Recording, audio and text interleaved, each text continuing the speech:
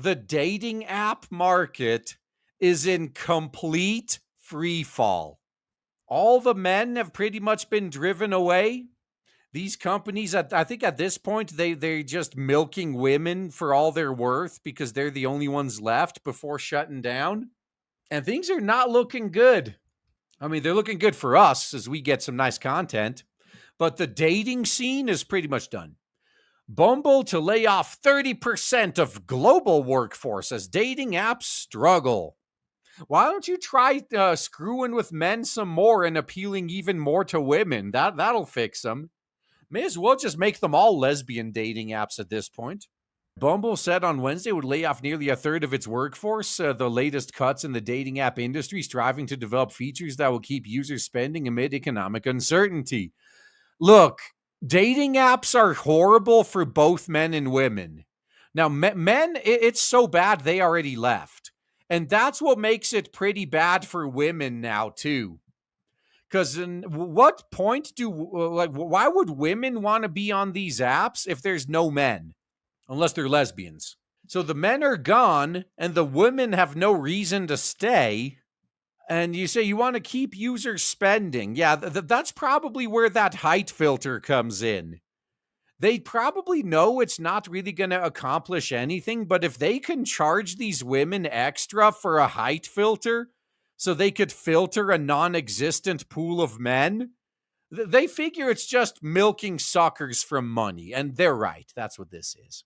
And the company also raised its second quarter revenue forecast as a broader effort to revamp the platform starts to take hold. The job cuts will affect 240 roles, or 30% of Bumble's staff. A rival Match has also announced a 30% reduction last month. All of these dating apps are not really doing too well right now. The dating market as a whole is kind of in free fall. Bumble shares rose 19% on the news, but their market value has shrunk by about a fifth this year to a little over $500 million.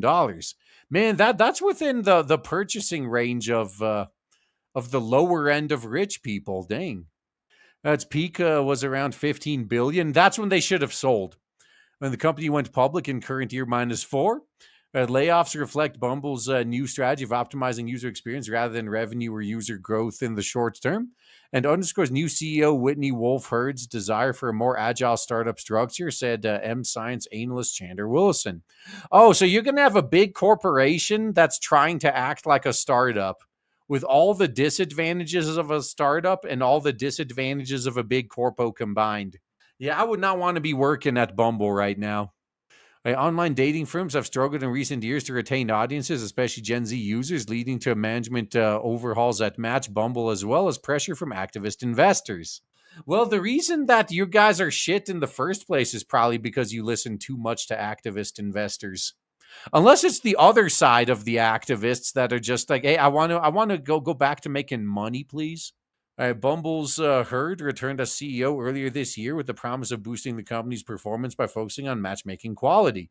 Well, first, you're going to have to get quality people on these sites. If you don't have quality people using the dating apps, you're not going to get quality matches. The company raised its second quarter revenue forecast to a range of 244 to 249 million, up from the prior 235 million to 243 million. Are you going to meet that forecast? They also met Wall Street expectations for the first quarter revenue in May, as opposed to the 7% decline. So as long as you predicted your decline, I guess you can say that. Bumble said it will incur around $13 million to $18 million in layoff-related charges, primarily in the third and fourth quarters of current year. Yeah, that's like severance payouts and vacation payouts and the like. They expect to save around $40 million of costs annually, with the plans to reinvest in initiatives such as product and technology development. Are you going to invest anything in getting men back to the platform, though? Oh, of course not. You're going to have to get some better women there, too, but then maybe the men might be interested. I'm surprised it took this long, but I really am glad that all of this is still is happening now, though. I am so fucking glad that all of these industries that have been treating men like shit for so long are just completely falling apart now. Took longer than I would have liked, but better late than never.